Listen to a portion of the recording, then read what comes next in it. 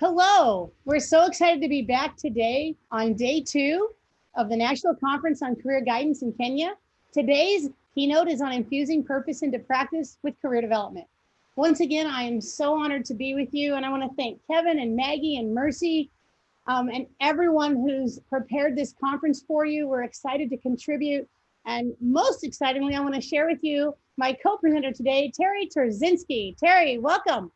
Thank you, Trish. So excited to present with Trish. Obviously, love to present with Trish Hatch and love the opportunity to speak with all of you. We wish we were in Kenya with you, but for now, this will have to work.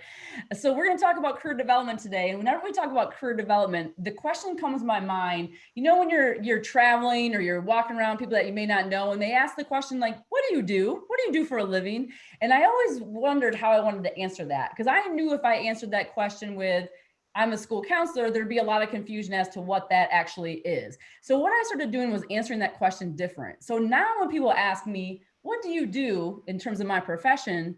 I talk a little bit more deeply about what I do.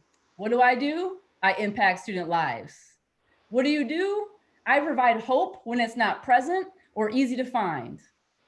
I also work tirelessly to identify equity, access, and achievement gaps so all students have the opportunity to achieve. What else do? I instill a passion in others to identify their own potential when they are unable to see it in themselves, so they can find themselves in places they never thought they would be. Now, how's that for an answer? So I'm going to ask all of you. Terri, I was just going to say, I like making a difference, but I really like yours. So we should ask all of you, I mean, take a moment to think, what is it that you do and how would you answer that question? And more importantly, especially now today, as we talk about our students, how do we get our students to be able to answer that question in a way where they're able to find their purpose? So they not only just tell us what they do, but actually a little bit more insightful as to who it is, what it means to them. So Simon Sinek actually wrote this book. It's a business model book, so you may or may not have heard of it, but it's called Start With Why.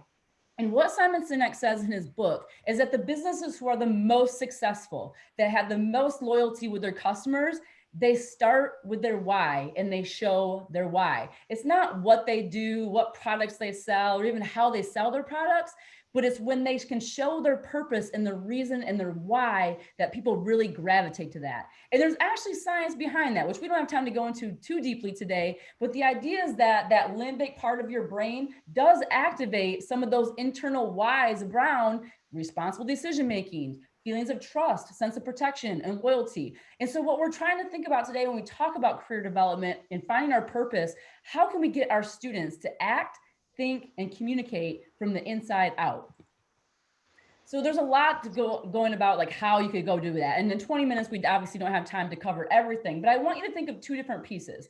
There's the external capacity, which is shown here. That's kind of the what and how. These are the structures that are needed to allow students the opportunities to explore and experience career development, right? So bringing speakers in, having early college programs that start in 11th and 12th grade, doing college and career fairs. So you can see those external structures, those are greatly needed. But what's also needed to go at that same exact time is the internal capacity. I also need to find out, not only I need to experience the how, the what and the how, but I also need to understand, how do I work in the team structure? How do I make decisions? How do I communicate with people? Because that is what our business and industry partners are looking for. So when you develop your career development systems, thinking about what external structures do we need, do our students need, and then what internal structures can we start to build at the same exact time? You know, the last time when I was in Kenya and we had the opportunity to be here, and it was such a wonderful chance to meet so many amazing students, and we interviewed many of them. Here on the bottom left is a student that I met, and he told me how he wanted to be a medical doctor. And he asked me, could you please help me understand how best I could get to Yale? I want to go and be a medical doctor, and I want to go to Yale. And it's as though he had not thought of no other path for his life. Medical doctor and Yale, that was the only options. I remember asking him, had he thought of any other careers? And he was absolutely focused. But I didn't ask at the time, and I'd love to go back and ask him now, is why? Like, is it because you scored well in the exam and now you believe that's your responsibility? Or do you really, really, really want to save lives and do medicine? Would that be your why, just the same way that Terri and I answered that earlier? I know when I talked to Steve Mathuzzi, who is at the top picture holding the book that he wrote actually on reading on about potential and about how to reach your potential, he shared with me he wanted to get his doctorate. And I said, I'm going to stay in touch with you because I could feel his why was he really wanted to support students and support others to reach their fullest potential. And so as I look at these students in the audience of the last time I was there, I'm wondering, is anyone asking them about their why? Is anyone thinking about what they would really like to do and how that would match their personal goals, objectives, what they would like to see for their future? How much of part of their instruction and curriculum is connected to their internal desires of how they want to make a difference in the world? You know, Trish, when I see these pictures, it makes me think too of you can tell when people operate from their why. And I want you to think about your colleagues and your peers and people that you've just come in contact with throughout your life. You can really tell when somebody is performing from their why. They perform differently, right? They excel in areas that maybe others don't because you They can glow, they shine. You Yeah. can see it. The light is in your eyes when you know you're in the right place and you found your home and your purpose. So we have to start asking ourselves as educators, the critical questions, questions such as this: what is emphasized more, college or career? Is there an imbalance there? What data is used to determine what post-secondary success may look like? Do college readiness standards vary by student, or are they all the same? I love this question. What grade do we start talking about careers? When does that exploration start? And the last one is, what post-secondary options are presented to students and how? Because all of these critical questions are extremely important for us as educators to make sure we're getting our students where they are and where would they like to be. And here in the States, we always ask these questions because let's just be honest, we're gonna go back to the data. There are areas that we also need to grow. Now, this data is taken from 2017, and just to kind of highlight some of the things of why this work is so important, reality says 7,000 students of our students drop out of high school every day. 6.5 million young adults are either not in school or working. Over $1 trillion, I actually think it's over $1.5 trillion now in higher education student loan debt. 53% of recent college grads either are underemployed or unemployed, meaning that their employment does not match the degree in which they've attained. Only 50% of all college students graduate with a post-secondary degree.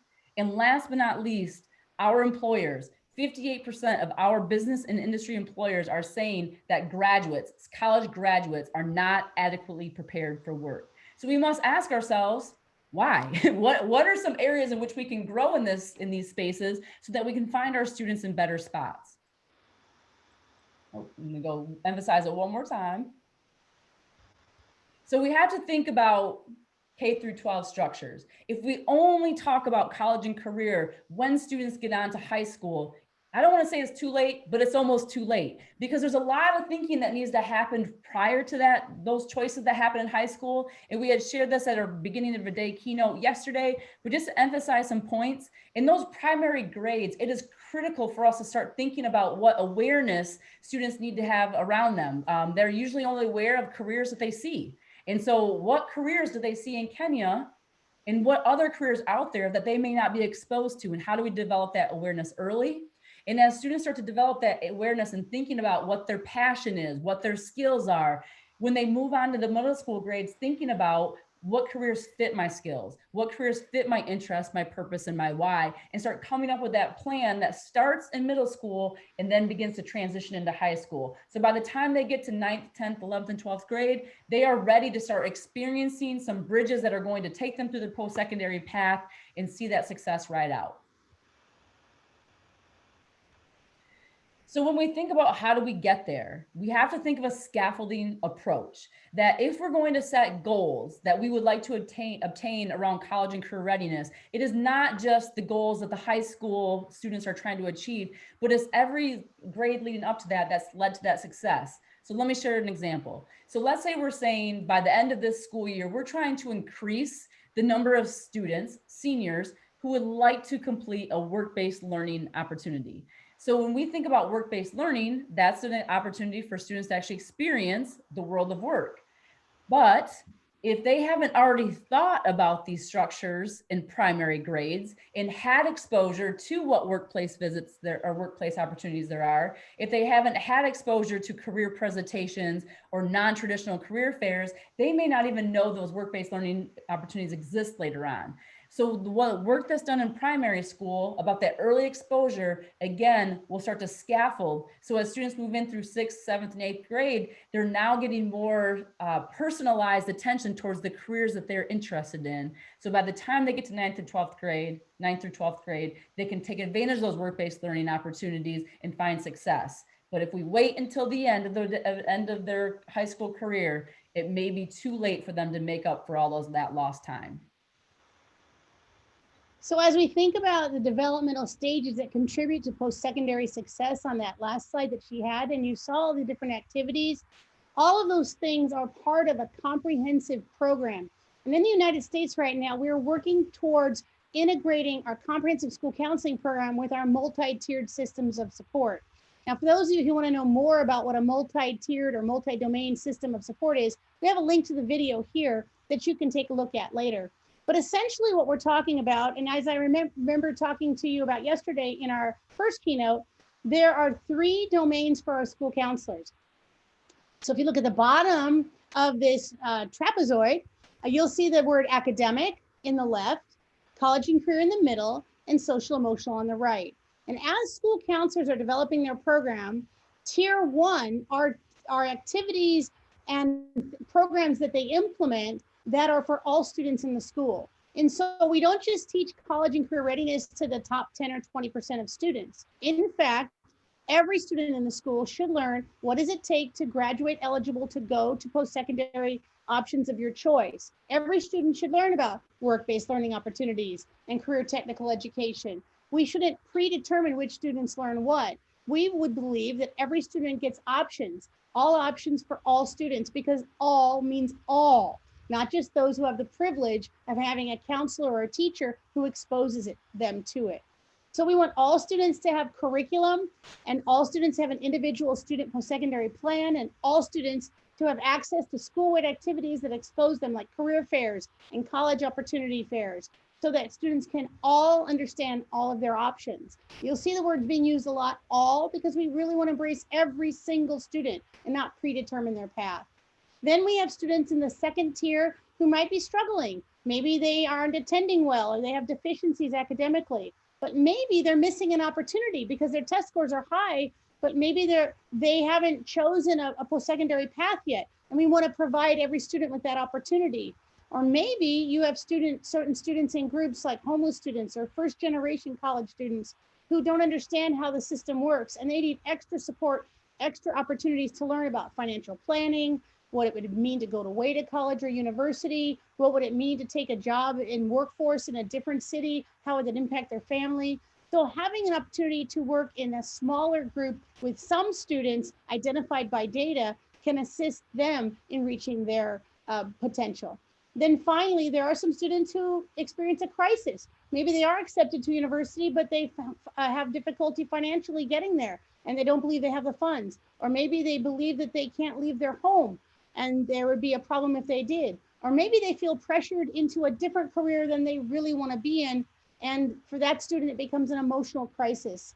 So as we think about our counselor's role, we think about all students and what they receive, some students because the data tells us, and few students for an intervention.